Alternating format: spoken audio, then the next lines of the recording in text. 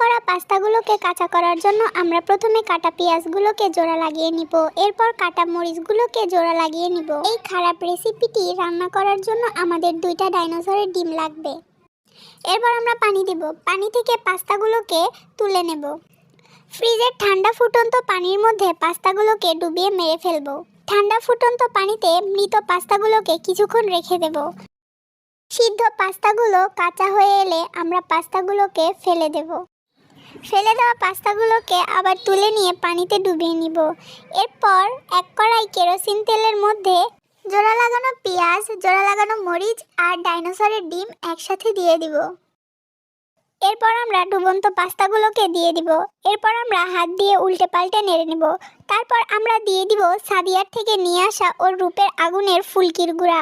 সাদিয়ার থেকে নিয়ে আসা ওর রূপের আগুনের ফুলকির গুঁড়া দিয়ে আমরা পাতাগুলোকে হীরার বাটিতে বেড়ে নিব।